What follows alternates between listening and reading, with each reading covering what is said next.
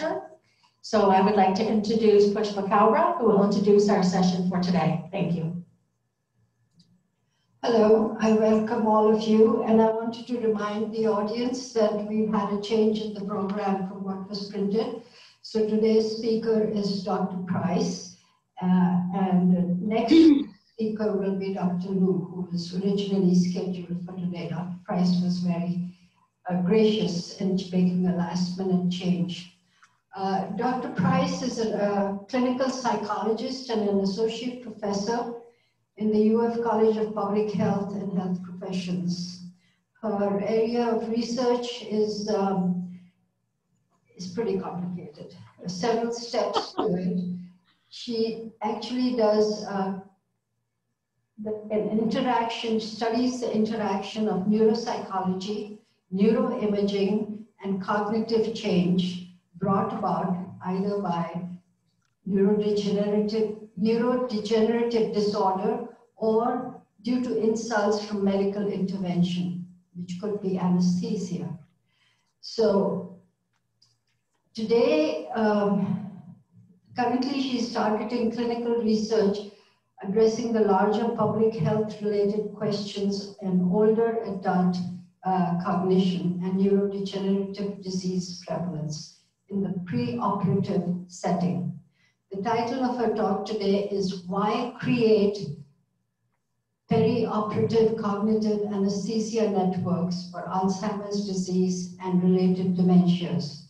The acronym for her work is PECAN, P-E-C-A-N, and I think she's going to tell you all the details about it. So Dr. Price, thank you. You are on. Take it away. Thank you so much. Can you hear me okay? Can you hear me okay? Yes? Okay. Great. Thank you. Just let me know if there are any problems. So thank you for the talk title and the lovely introduction.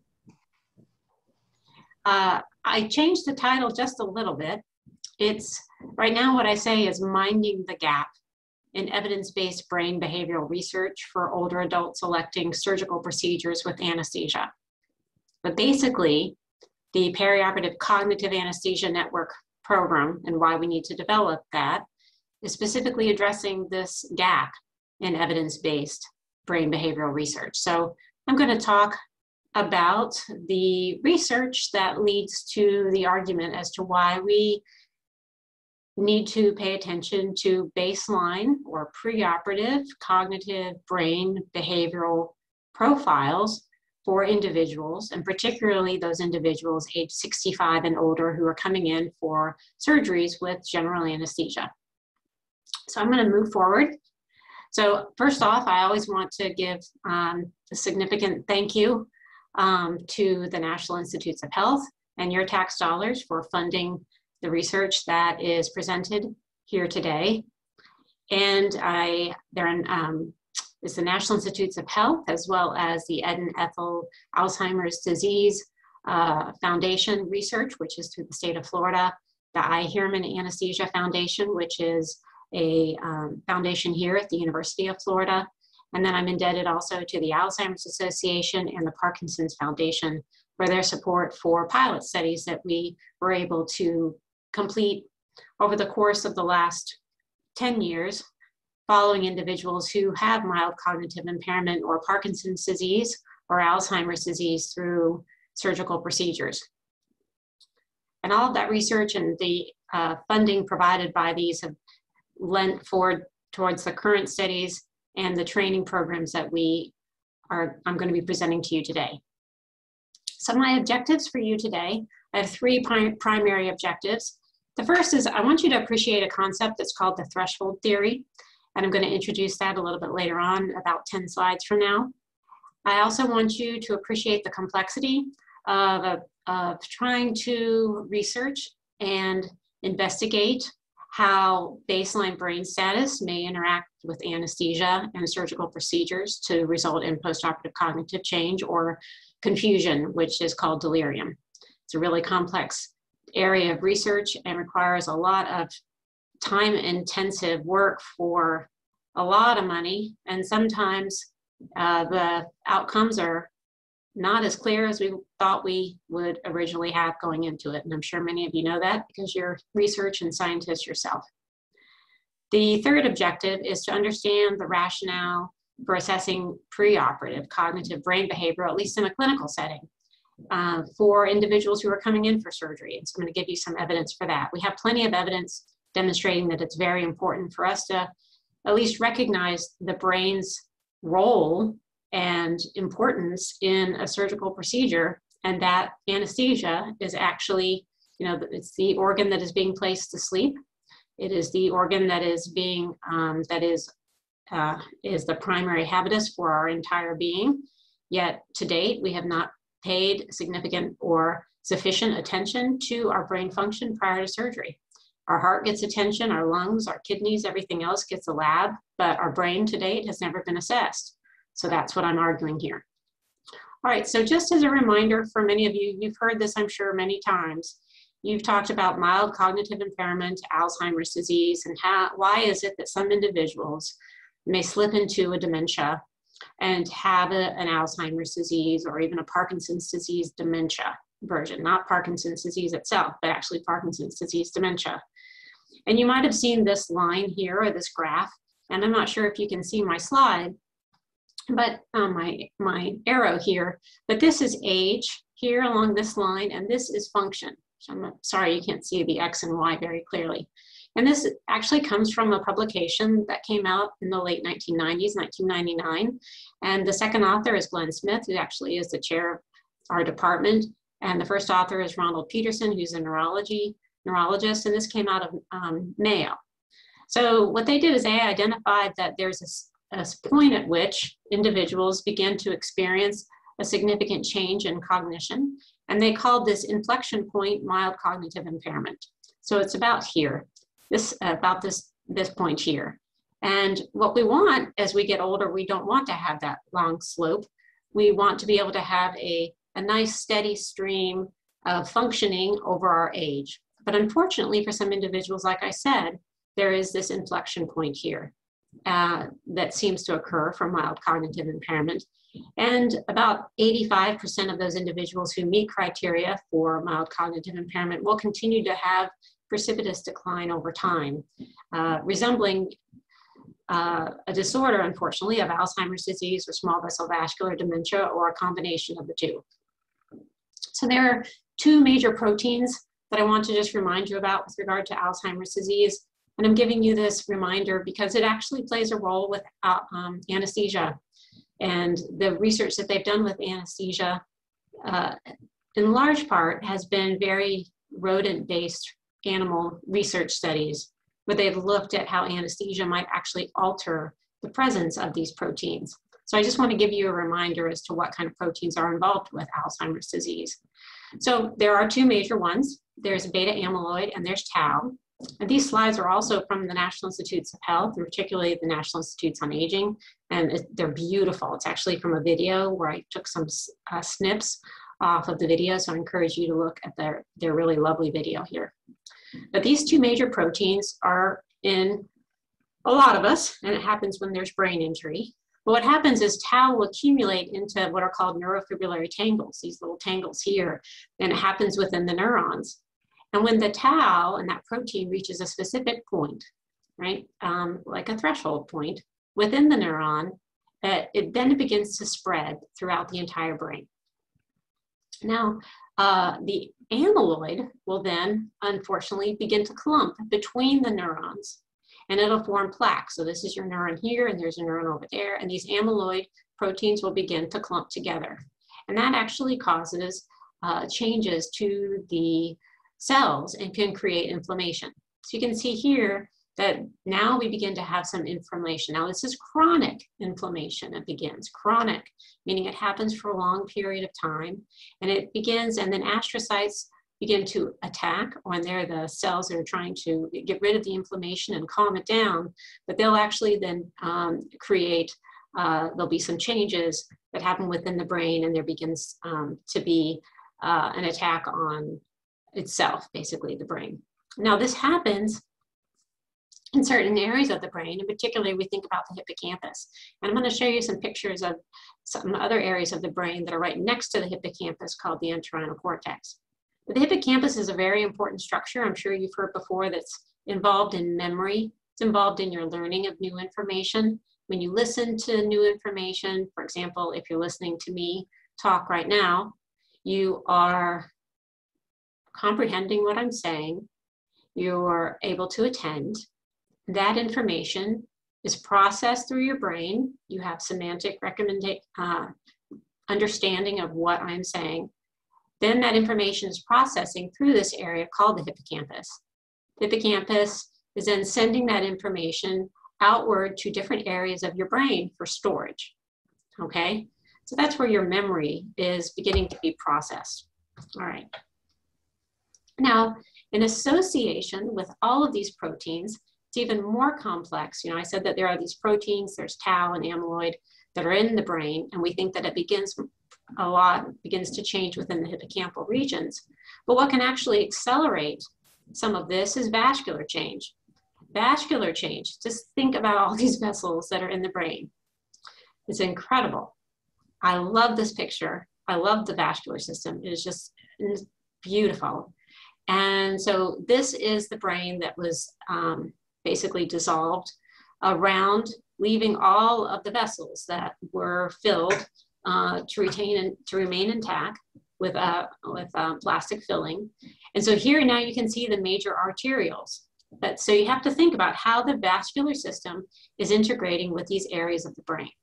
And when you think about surgery and you think about anesthesia, what we know is that anesthesia actually does change the presence of tau. Tau does increase post-operatively. There are a number of studies that have shown this in cerebrospinal fluid pre and post in humans. They followed them longitudinally. We know that tau does increase, at least acutely, and then it'll go down later over time. And that's a typical reaction to a neuro injury. Okay, we think. But then also think, now what happens to the brain when you're in an anesthetic environment or a surgery? And think about the stress of that event, of what's going on, a new setting, the unknown. So there's the psychological stress, but then there's also the physiological stress. And you think about the vascular changes that can happen. So when you go into a surgery setting, so for example, let me tell you about a knee surgery. So I know a lot about knee surgeries because I've been studying knee surgeries for 20 years. I'm not a surgeon. I know about knee surgeries with regard to what can happen with the knee surgery. And so what I can tell you is that historically, individuals will a surgeon will put a tourniquet on the thigh so that it can reduce the blood that'll travel to the knee so that the field is easier to see for the surgeon. And there's a lot of debate as to how much pressure should be with the tourniquet, et cetera, how long it should be on. But in general, a lot of surgeons around the country will use a tourniquet. Now, one question with the tourniquet is that it'll be kept on for the duration of the surgery, and the surgery can take from an hour to 2 hours, depending on if it's a total knee replacement or if it's a revision. And what happens is that just because of the nature of the surgery and what they're having to do, which is put on a new knee, there's a lot of stress that can happen on the body. It's an acute change. And then you have to think, though, there's air that accumulates, there's air bubbles, there's plaque, because people, as we get older, we also have plaque within our vessel walls that might become dislodged. So there's things like that that can happen. And then when they release the tourniquet, the hypothesis is shown that emboli, air bubbles and things like that, will naturally move up in the body because it has to, now you have the pressure release, and so it's going to flow. So dissipation and dispersion. So some of those things might actually travel up into the brain. And if you have, the hypothesis is that if you have a weaker vessels in the brain, or for example, let's say you have hypertension or high cholesterol, those areas of the brain might be particularly vulnerable themselves. And you have to think also that the brain itself is now responding and having to be very resilient to all of these changes that are happening. So not only are there going to be changes potentially due to some of the neurochemical elements that we're experiencing because of anesthesia, but perhaps there are also vascular changes. There can be hypotensive episodes during surgery. There could be hypertension. You could have some of those traveling emboli, et cetera. So in particular, it could show up for individuals, we think, as we get older, it's very natural for us, all of us, to experience changes to the small, tiny arterial vessels in the wall. And these are the tiny, tiny vessels that are right here. They're little tiny, these are the major vessels, but the tiny vessels are actually right in the middle of the brain, and they're gorgeous. They're called lenticular striate arteries. They're right here. They're beautiful. And what they do is they feed right in the middle of the brain. This is like you're looking up from the bottom of the brain. And what they're doing is they're feeding right in the middle, what I call the seeds of the brain. They're the nuclei. And these are really important for attention and focusing. And when these vessels begin to change and you have weakening of the vessel walls, you can actually have a leakage of protein, which could be blood itself, and that'll actually come out and cause damage. So let's say if you had somebody who was coming in for a surgical procedure and they're a little stressed, or they have chronic stress and they've got some of their already right here, let me back up, they have some chronic stress going on, some chronic inflammation going on, and they're going to go in and they may have some additional hypertensive changes that could happen because of the surgical and just the normal nature of having a surgery. Now, are they potentially going to be at greater risk for having cognitive changes after surgery? And so in a nutshell, basically that's what I've been studying for the last 20 years or so. The other question is, I just want to show you that, what the main hypothesis that I always push is that every brain is different as we go into a surgical procedure. For some individuals, they may have a beautiful arterial system. They may not be at risk at all from a vascular standpoint, but they may have genetic risk factors where they actually do have more tau. They might have more amyloid. They may have more changes in the hippocampus due to genetic reasons associated with a pure Alzheimer's disease. Or let's say you have somebody coming in who has potentially atrial fibrillation. Now this is maybe somebody who has atrial fibrillation is at a different type of, they have a different brain. Maybe they're going to respond differently to surgery and anesthesia. And the reason why I point this out is because I actually think that they do have different brains, individuals who have atrial fibrillation, and it's not something that we typically think about. So for example, let me just show you, this was a pilot study that we have published recently, where this is an individual, these are 17 individuals, this is a combined picture of individuals who have atrial fibrillation. And this is another picture of them without controls, non-atrial fibrillation peers. Now what this is showing you is a difference in their brain. And this is looking from a side angle. You're looking at the side, and the eyes would be over here. The ears would be somewhere up here, but this is right in the middle, like you're slicing down the middle and you're looking in. This, just to give you an orientation here, the purple is the ventricle system. And that's a typical ventricle system where you have your cerebral spinal fluid stores, it goes in there and it circulates around the brain. So that's normal. Now what we did is we actually colored the changes that are associated with white matter disease or vascular disease. And basically the only thing you need to know on this picture is that there's more vascular disease, meaning you can see more green, and more green here, which is this cyan blue, there's much more vascular disease near the cortex of the brain in individuals who have atrial fibrillation than there are with individuals who don't have atrial fibrillation.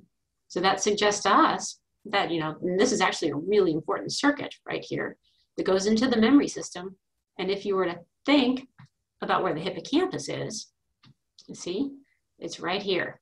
When I showed you the hippocampus earlier, right here. So here's the hippocampus. And superimpose this picture right over here onto this one, you would see the hippocampus would be right around here.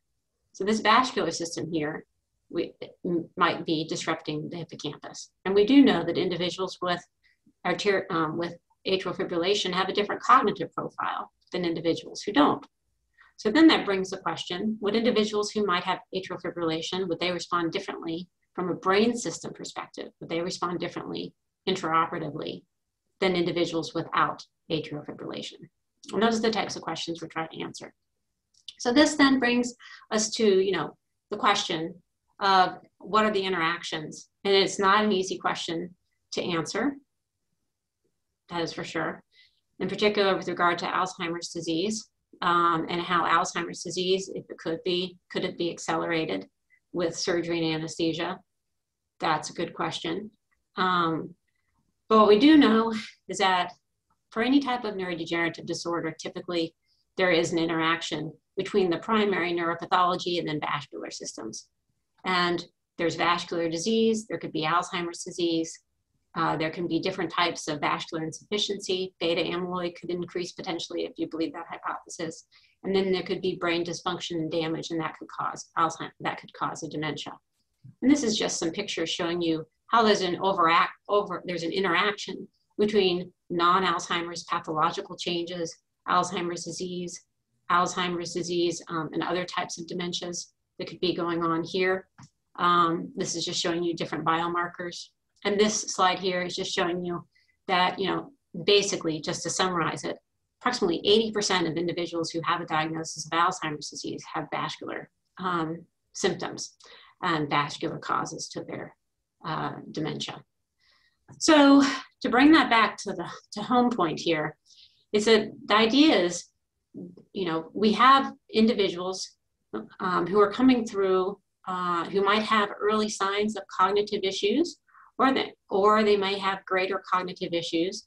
And the question is, everybody has a different brain, and individuals who have MCI and probable AD, or you can even think atrial fibrillation, Parkinson's disease, their brains are going to be a little bit different. It doesn't mean that those individuals and the areas and the location of their disease could that potentially tell us how they're going to do on the other side of the operating room, meaning after the surgical procedure. And I think so. So I'm going to keep going, if that's okay. I don't think anybody has any questions right now. But I don't think so. Dr. Price, we normally wait till the end, so. Okay, just checking. Okay, thanks. Okay, so what I'm just going to give you a little summary here now of what we measure. In my lab, one thing we love to pay attention to is we like to pay a lot of attention to this vascular disease. Remember I talked to you about white matter hyperintensities, or at least I talked to you about the pictures that you could see of white matter disease or vascular disease. This is a picture of vascular disease, this blue here, and it's a 3D rendering of the vascular disease that we would see on an MRI. So this is from one of our papers that we published in Neurology a while ago. And then, we also we can look at the brain with regard to vascular integrity or inflammation relative to white matter tracts. And this is another paper, and we actually look at it in Parkinson's disease. We can also measure the integrity of a brain by doing actual structural volumetric measures. And we looked at it like this is the entorhinal cortex. I mentioned the entorhinal cortex. It's the gateway into the hippocampus, where it's the entryway into learning and memory. So one thing that our lab and other colleagues have always focused on is how can you acquire a measurement of brain integrity? And I'm just giving you an example of how we've done that traditionally. And what we've done is we've applied this information and we've measured it and quantified it in individuals prior to going through a surgical procedure. And I'm going to show you some findings of those studies. But first, let me tell you the rationale. And the rationale is, like I mentioned before, is based on what's called a brain reserve. And this was one of your objectives, which was for you to understand the threshold theory. So the threshold theory was proposed by Paul Satz, who is a neuropsychologist. Unfortunately, he's no longer with us, but he was the first neuropsychologist here at the University of Florida. And what he proposed is that you have two different people. There's patient A, say, and you have patient B. Patient A has more brain reserve, for however you want to say. They have better vascular system, they have a better brain, for some reason it's bigger brain, they have a better vocabulary, however you want to quantify it. Patient B has less of that reserve. Now, they both go through an event. It could be a traumatic brain injury, they could have a car accident, they could have a surgery, they could have a stroke.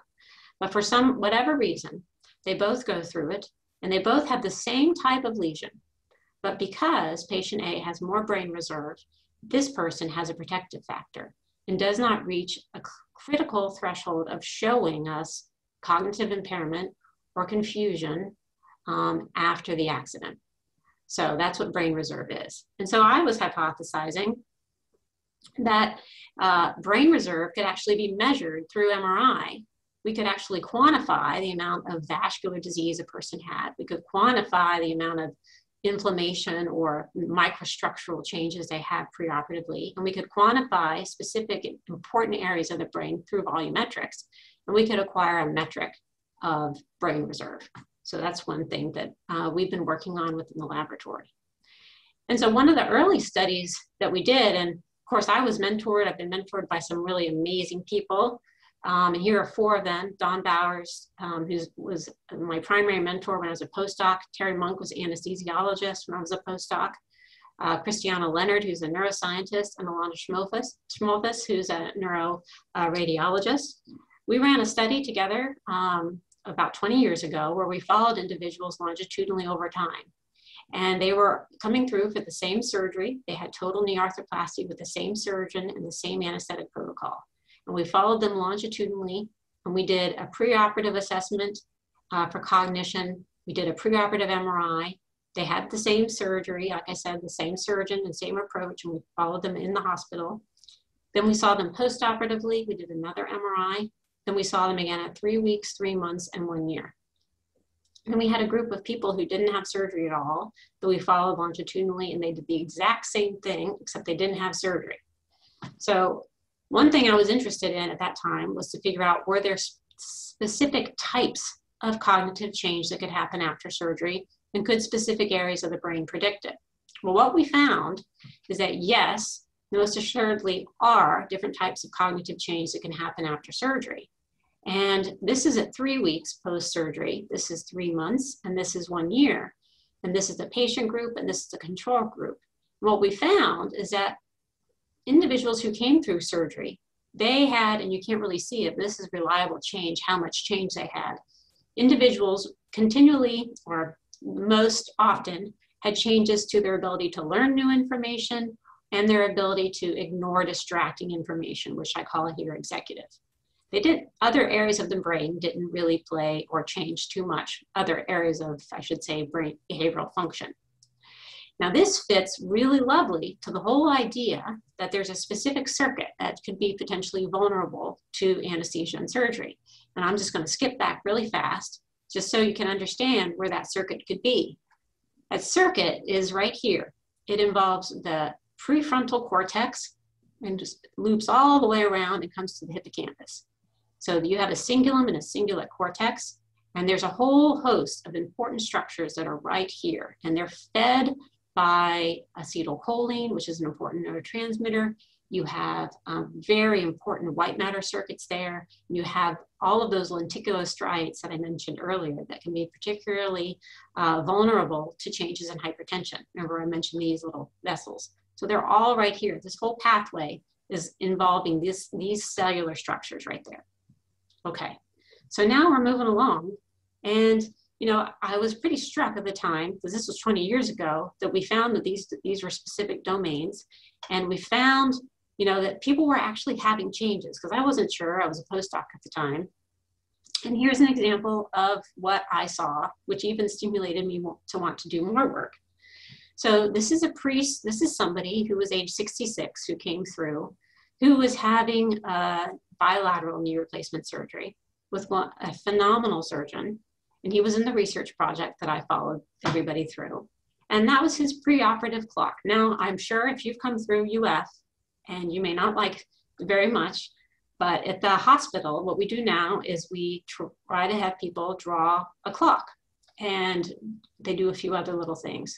And it's really important. We have tons of evidence that tells us about what this drawing tells us about brain function. It's kind of like it's like reading tea leaves. It's kind of what it feels like. but trust me, there's a lot of science in it. So if you look, he was asked to draw the face of the clock, put in all the numbers, and set the hands for 10 after 11.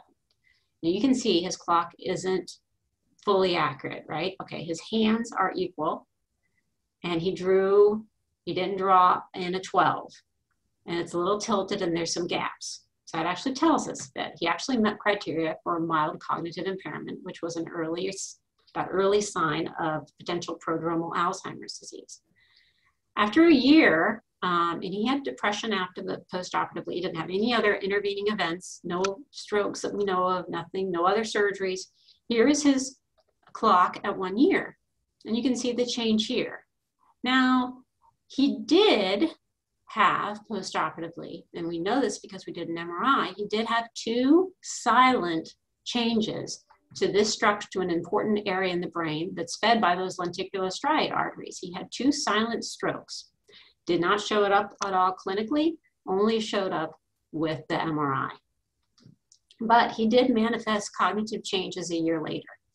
So that pretty much shocked me, and that was an important, and I have to remember, the majority of people who went through the project did just fine. It was only a few people that experienced problems. So I don't want to scare anybody. This is another gentleman. He was 86, and he had bilateral knee replacement as well. And he also had, this is his pre-MRI before surgery, and this is his post-MRI. And you can see he had 2 new insults here.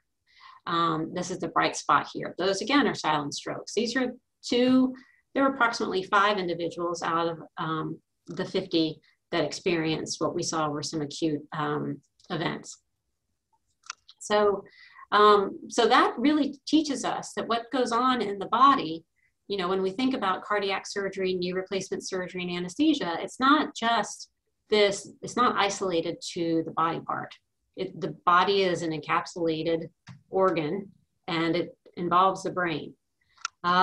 So within all this evidence, you know, it's been shown over and over and over now. There's tons of evidence. This is a real thing, right? Postoperative cognitive decline happens, but only for a certain amount of people, and usually people get better. What we do know is, you know, it really depends on a person's preoperative cognition, how well they're doing preoperatively, and their brain vulnerability seem to be the biggest risk factors. So we know that people who have less, who recall fewer words prior to surgery, they have a greater risk for developing confusion after surgery. And when a person develops confusion after surgery, there's a higher risk for mortality later in life. We know that the older a person is, the less educated they are. If they have markers of white matter disease or vascular disease, they have thinner entorhinal cortices, bigger ventricles, we know that they have a bigger change in cognition after surgery. And this happens for about 11 to 15% of people age 65 and older after surgery, after non-cardiac surgery. But one good thing is that's good to know is that by 1 year, it's only 1 to 5%. So most people go back to normal, which is fabulous. So it seems to be a certain group. Now, one thing that's really important for you to know is that the majority of this research has been done on cognitively well adults. That means, honestly, the majority of the research that's been done, we do not know a lot at all about how individuals who actually meet criteria for Alzheimer's disease, how they do with surgery. We don't know how people with Parkinson's disease do with surgery. It's really hard to do that research. And that's where we really need to go. And I will talk about that in a little bit. So one thing to pay attention to is, you know, you could ask, and I'm sure you're wondering, what is it that causes this for some people? And trust me, people have been trying to answer this question for 70 years. They have looked at all different types of things. So there's operative elements. There could be, they looked at bypass, you've heard that, the tourniquet that I mentioned. They've looked at different types of anesthetics. They've looked at the induction rate. They've looked at blood loss and anemia. They've looked at rewarming rate. They've looked at if emboli have happened. They've looked at cerebral oxygenation, but there are no convincing findings at all. And it varies a lot by study. Now you might say it's got to be the anesthesia. Well, actually, the studies that have been done, the randomized studies, do not show at all in any way, shape, or form that it's the anesthetic. And these are large randomized studies that have been done where they've done general anesthesia versus regional anesthesia. So they've enrolled individuals and they've tried to follow them longitudinally. And again, this is non-significant across all of the studies. Yet there is still a folklore out there that spinal is better than general. And even today, we tried to run a randomized study, and people, it's really hard to recruit individuals because of that belief. So another important point that's really important is to realize that these studies that have been done, again, have only been done on individuals who are cognitively well, meaning they've been screened out. They've screened out people who might have mild cognitive impairment or early phases of Alzheimer's disease, right? So then that leads us to, well, what happens to those individuals? Is it because there's a non-significance because they're cognitively well? But so that's an issue. And that's one thing that we really have to investigate. How do individuals who might have atrial fibrillation, who might have early Alzheimer's disease, Parkinson's disease, how do they do with different types of anesthetic approaches? We do not know. What about emboli? So emboli do occur. We know that emboli occur up to 3,000 to 4,000 hits to the brain for cardiac surgery and up to 200 for non-cardiac surgery. And this has been shown over and over, the importance of looking at vascular disease. Yet, like I said, there are very few studies that are providing evidence of preoperative vulnerability systems, like how the two interact. Very, very few. And that's where kind of what we've been coming into play. So let me show you a new study that we did. This is a study that we recently finished. Remember that earlier study I told you that I ran as a postdoc, and I had 4 female mentors who were there. And I found that there was evidence of memory change and executive change, primarily in the cognitive types of cognitive function. Well, we had a hypothesis that, there has to be certain brain structures that are going to predict who's going to experience memory changes. So people who might have vulnerable hippocampal systems, maybe those are the individuals who are going to have a more sensitivity to the anesthetic. And they're the ones who are going to have changes in their memory system postoperatively. Perhaps it's individuals who are having more vascular disease preoperatively, they're going to be more sensitive perhaps to the emboli, and they'll have the change in the executive functions postoperatively. So that would correspond with the hypothesis of the brain threshold theory. So what we did is we ran this entire study again, and this time with the same surgery, same study design, but we looked specifically at key structures. We looked at the entorhinal cortex, and we looked at the brain burden, and we quantified microstructural changes with diffusion imaging, and we looked specifically at pre and post changes in the brain. And what we found is to date, what we have is that we do know that individuals who have more smaller entorhinal cortices, more white matter disease, bigger ventricles, okay, they're the individuals who actually have a pre to post surgery change in their connectivity between important frontal and subcortical regions of the brain. This is called the default mode network. This is a pre and post MRI that we do within 48 hours after surgery. This is the surgery group, and this is non-surgery. And this is a group of approximately 56 individuals who had surgery relative to non-surgery peers. If you can look here, you can see how the lines are thicker here. This is a connection between the medial prefrontal cortex, the left and right angular gyrus, and the posterior cingulate cortex. These are structures that are involved in that network that I was telling you about. We know that that network reduces from pre-surgery to post-surgery only for the surgery group. The non-surgery group, people who did not have surgery, showed no changes. And who were the people to experience that the most? The people who were experienced this the most were individuals who had more changes and had more vascular disease preoperatively and smaller entorhinal cortex. We didn't see a difference between the two. But if they had both combined, they were the ones who had the most acute change postoperatively. And individuals who had worse functions on memory and worse functions on attention preoperatively were the ones who had the change. We looked then at individuals who had mild cognitive impairment specifically and met criteria for MCI. It's hard to see this, but we found that individuals who had MCI, here, this is a spaghetti plot, actually had the biggest change from pre to post-operative in different types of networks. I'm sorry it's so busy, I apologize. But let me show you this really cool finding. So this is actually really fun because this actually allowed us to address something that could happen in the operating room. So we had a hypothesis that these areas of the brain, this circuitry here with the white matter hyperintensity that I told you or the vascular disease in the cyan here, this is the ventricle size, this is normal, this is the purple, and then the yellow is the entorhinal cortex.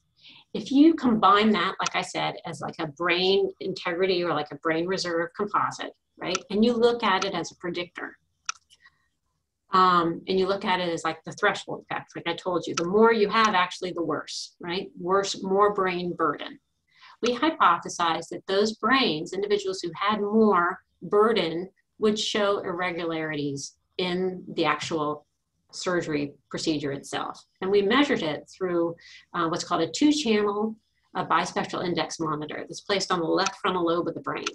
So this here, just so you can see, this is the line, this blue line here represents when the tourniquet goes up. This is a blue line here represents when the tourniquet goes down. This is a number that goes from 0 to 100.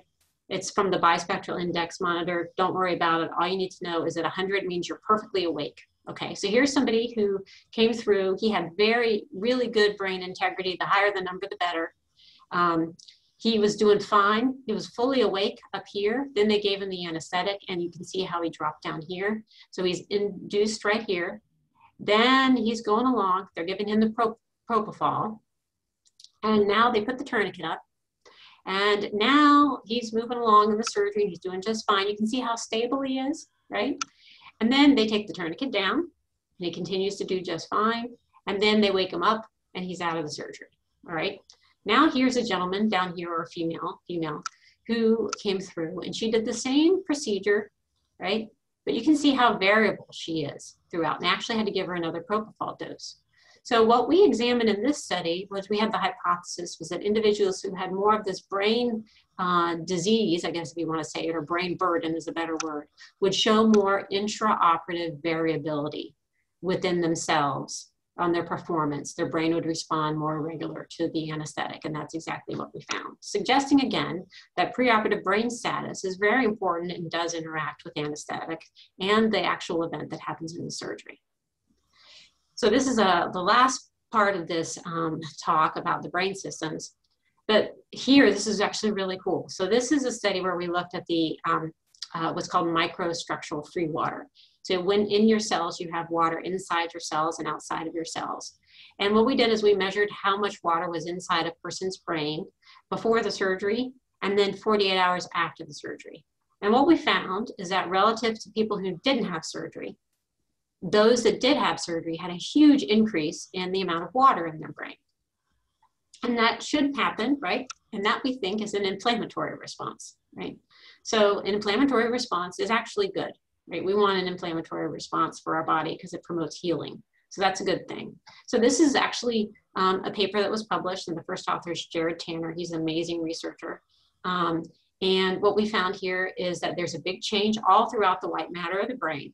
What was actually really cool is that we found that individuals who had the biggest change were people with better brains. So that means tighter ventricles, bigger, plumper hippocampi and entorhinal, less vascular disease, showed this better influx of inflammatory response, which we think promotes better outcome. So I thought that was pretty cool. Okay, so, but what are the gaps in research? So like I mentioned before, there's a huge gap in research. Most of the individuals studied in research are screened to be cognitively well, and most studies do not consider mild cognitive impairment. They're not considering things like depression, anxiety, mild to moderate neurodegenerative diseases. They're not thinking about that. There's limited human research. Most of it is rodent-based, and there's limited considerations to how preoperative brain status would actually interact with intraoperative experiences to produce outcome. So we've tried to do it. We've tried to do these studies. For example, we did a study with Parkinson's disease. We found that individuals with Parkinson's disease having orthopedic surgery do experience more complications. But trust me, it was a really hard study to do prospectively. And there have been studies, mostly when they try to look at people with neurodegenerative disorders, they do it retrospectively. So this is one where they looked at a national database study, and they found that individuals who had Parkinson's disease, who did have hip replacement, had a significantly greater risk of delirium and complications post-operatively. Most of the research addressing neurodegenerative diseases really are not, it's not happening. There's also gaps in clinical care. So not only are there gaps in research, there's gaps in clinical care. So individuals with neurodegenerative diseases like Alzheimer's, Parkinson's, they're treated the same way as individuals who are cognitively well. They have the same pre-op prep. They have the same anesthetic approaches, same surgical approaches, inpatient management, unless you are lucky enough and fortunate to have a team of people who actually are knowledgeable about that disease. But I can tell you that, like I hear on gaps in training, anesthesiologists aren't trained in neurodegenerative disorders or brain behavioral function. It's not even a focus of their training for their residency. I'm sorry, for their specific license, for their board certification. It's not a big topic. It's only recently begun to be a topic for their boards. And that's really, really awesome. But today it's definitely a weakness. And the other things, like neuropsychologists like me, fortunately, I had training in pharmacological, but the majority of neuropsychologists aren't. So there's really limited interactions between these two fields. And that's a big gap in training. So meanwhile, you know, people are older, and they're having more surgical procedures, particularly surgical procedures that are involved with increasing quality of life. So this is, these are rates of surgeries that are happening. This is from 2000 to 2010, and you can see that there's been a significant increase of people having joint replacement surgeries over the age of 65, and this is per 10,000 per population. And we also know that surgeries, as you have an increase with surgeries and increased surgical procedures at different hospitals across the country, there's also increased mortality and increased costs, particularly with the interaction between that we know of preoperative cognition predicting outcome for delirium and complications. Now, fortunately, there's been an increase in awareness of this, and it's been pushed by the American Society of Anesthesiologists. They're actually promoting Brain Health Initiative. And they've been pushing this for about 10 years now. And we're really fortunate that they're involved at the University of Florida as well, because they recognize that dementia is increasing by numbers, and that the stress that could happen with the perioperative environment could be a negative for individuals coming through. So, you know, there's a global impact of dementia. There's an increase particularly in low and middle income countries, but then think about all the community hospitals that are out there that don't have the benefit of having the education for the medical providers on specific things like neurodegenerative diseases, or increased rates of research associated with acute pain care like we have at UF. So it's definitely an issue. And this is just talking about the cost of, you know, experiencing dementia in general. Now, there are a bunch of researchers that are wonderful that are focusing on this. They have actually termed it, when individuals experience cognitive change after surgery or delirium, it's now called perioperative neurocognitive disorders. So you might hear that term, and it's basically associated with if there's an acute change that can happen post-operatively. And that acute change, like I said, can include confusion. And we've also been addressing it here at UF.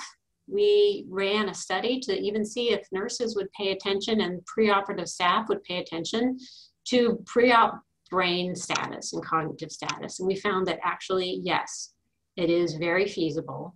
What we did is we have worked with the preoperative clinic, and they've been wonderful. They really embraced the concept out in 2016 when we tried a pilot study where we asked them to do a clock drawing and 3-word memory and a frailty and educational assessment. And at that time, what we found is that 1 in 5 individuals who were coming through for a pre-op assessment were showing signs of a dementia. indicating that these were individuals, and these are individuals who didn't even have it in their medical chart and hadn't seen a provider. And this is even after considering elements of education.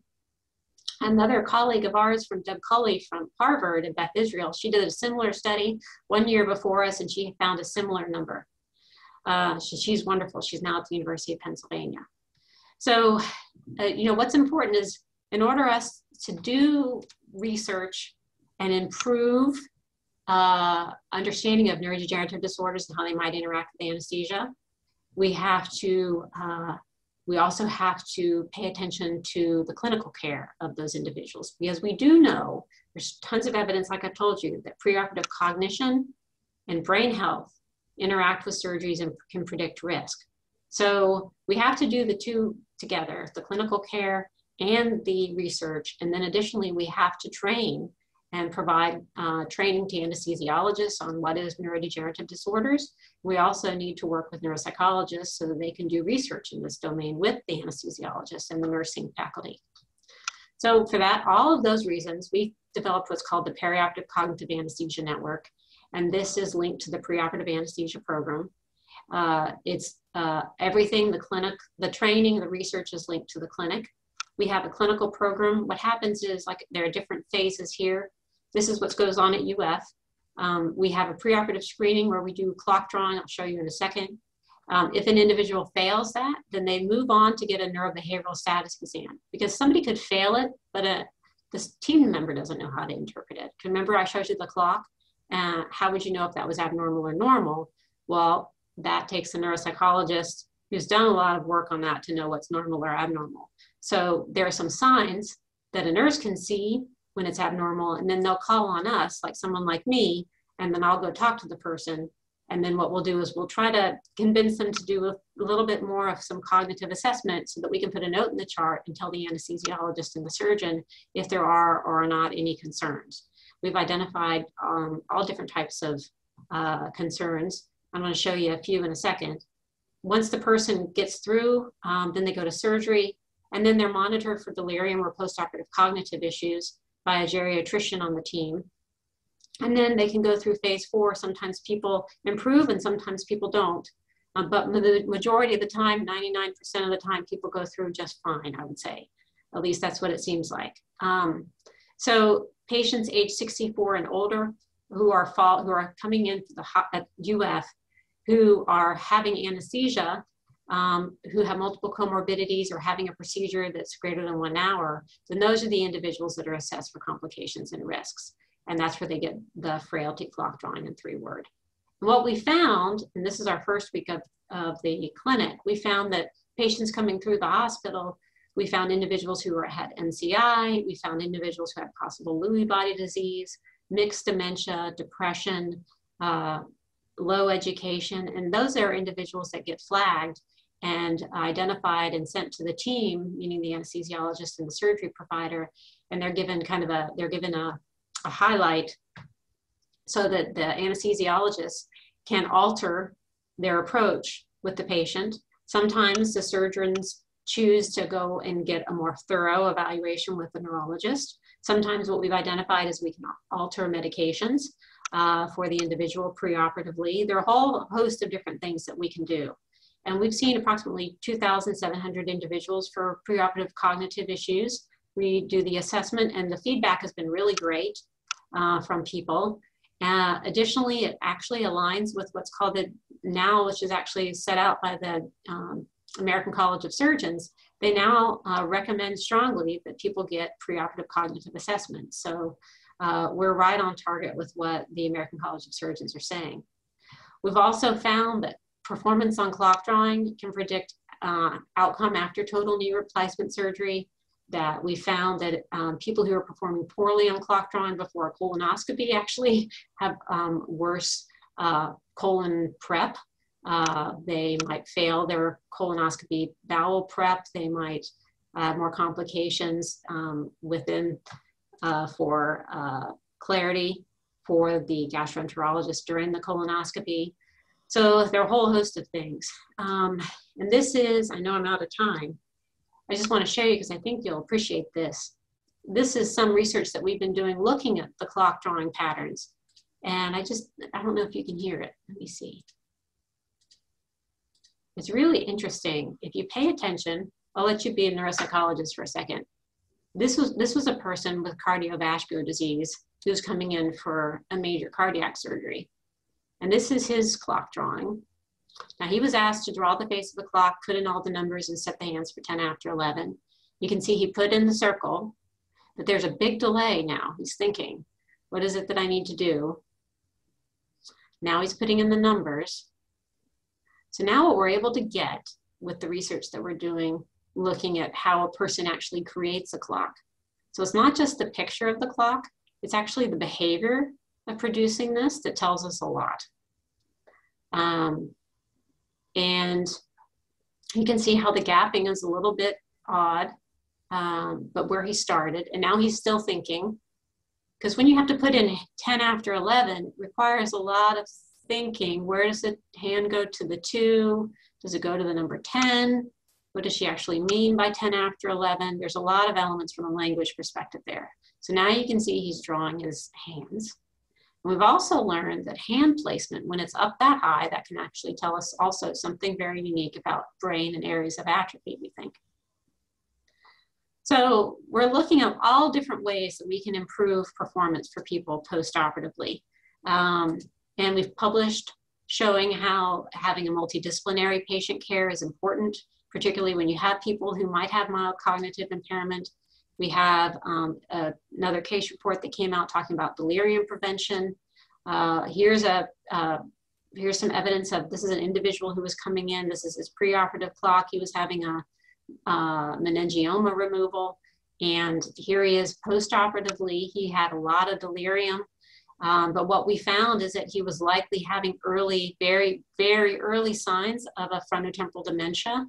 And we found this post-operatively. We did a PET scan. You can see that he has hypoperfusion here as from the PET scan within the frontal and the parietal, temporal parietal regions. His sign is pretty classic with a frontotemporal dementia. So we think that the surgery just kind of pushed him along a little faster. I'm going to skip this slide. And then alongside, of course, doing the clinical care, we're also prospectively enrolling certain individuals so we can understand what's going on in the brain pre and post-operatively. We're trying to follow people pre, intraoperatively, and post-operatively, because you have to remember, going through the operation is actually a stress sign, right? This is where we can get vital sign changes. It's really important to monitor people and pay attention between the interaction of pre-op and intraoperative. And all of this leads to our larger programmatic goal here at UF. We're trying to push clinical care, research, and training. And we're building 4 cores. We have a clinical cognitive core, a neuroimaging core, a biomarker core, and data science core, where what we're doing is we're following people cognitively, but we're also doing imaging, and then we're getting biomarker status on what's changing for them, what's changing with tau levels, beta amyloid, all of those elements. It's really important. And then we're trying to integrate it and train and teach medical residents and fellows. And that will lead to more programmatic research, not for us necessarily. This is some of the research that we've done that goes with the 4 cores. It's actually to help junior faculty to do research. And these are some of the, since April, these are some of the junior faculty that have submitted grants to address this important question. If anybody's ever interested in any of this, we have an impact report that we try to send out every 6 months. Be happy to include you on our mailing where we talked about what we're trying to do for all of the research to push this. We are also trying to look at how COVID infection actually changed brain status and actually how that might actually interact for people who have had a positive COVID history and how that might interact with surgical procedures going forward. We're trying to expand to Jacksonville and the villages so that we're able to address cognitive issues at those sites, not just Gainesville. So basically, that's our primary push, and our effort is to addressing and paying attention to brain health for individuals preoperatively, particularly those who are age 65 and older. And this is just a sample of all the team members of us teaching at the International Anesthesia Research Society. And this is just a picture of some of the different clocks that people have produced coming through the preoperative setting. So thank you so much for letting me drone on. I really apologize for going long.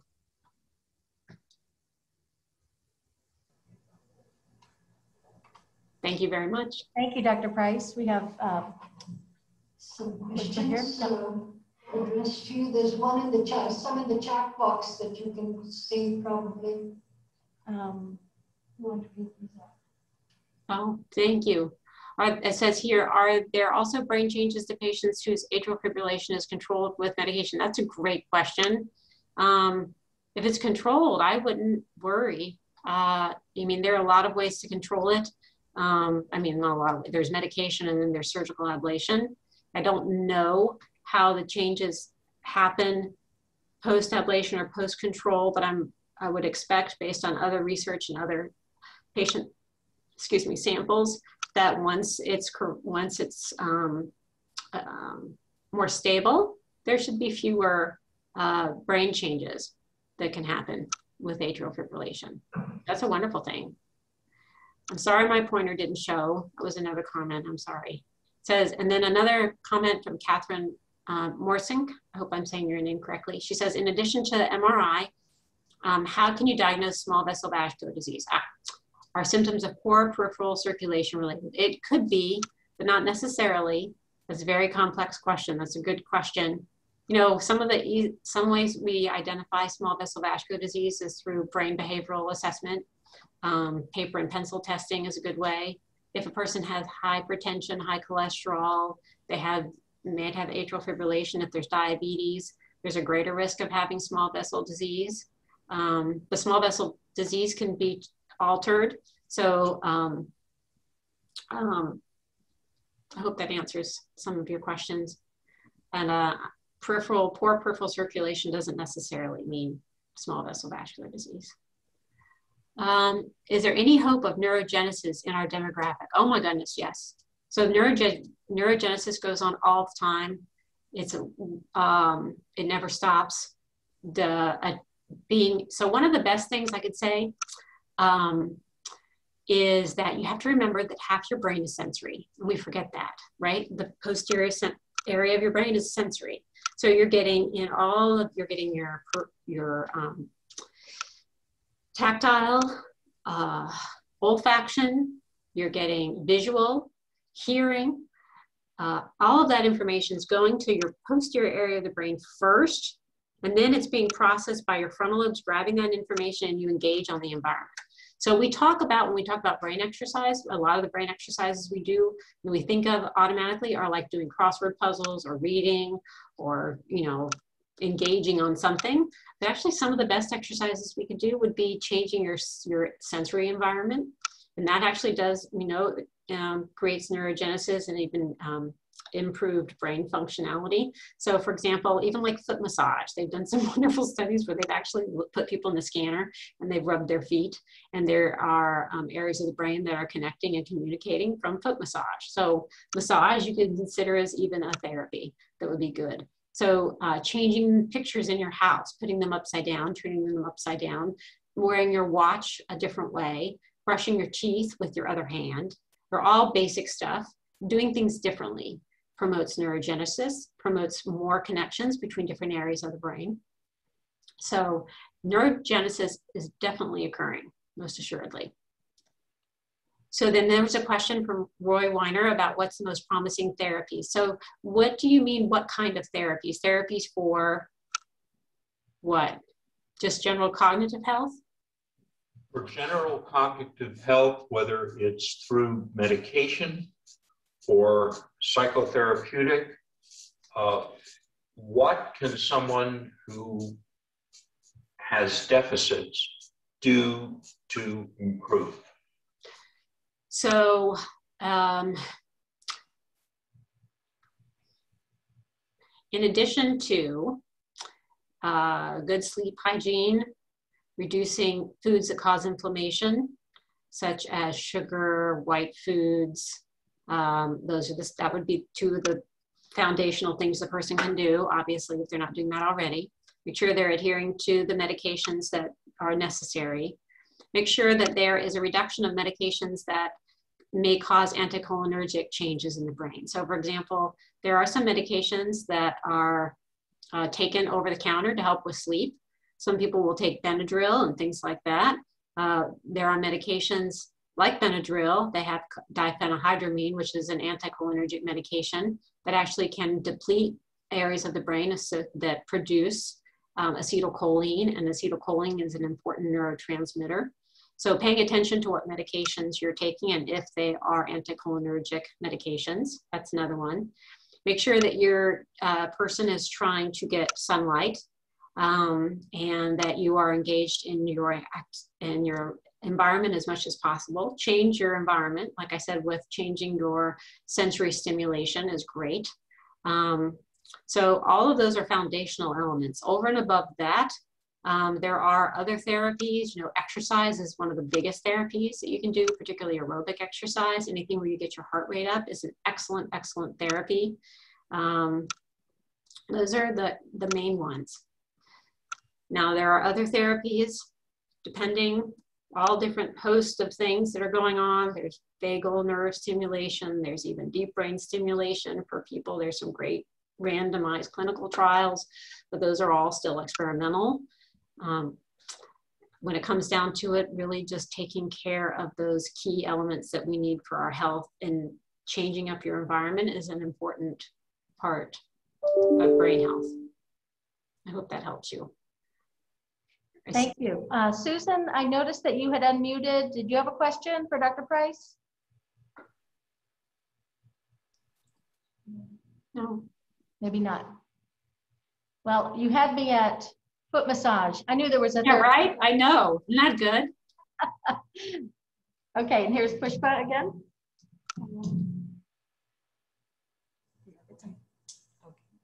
Sorry, thank you so much, Dr. Price. This has been wonderful talk, and this is another thing we have to be cautious about in our old age.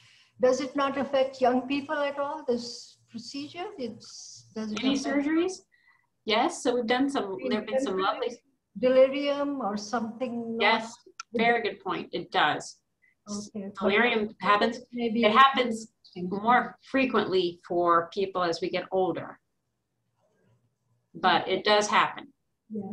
Thank you. This is fascinating and something new that we've learned today, and we will be watching out for.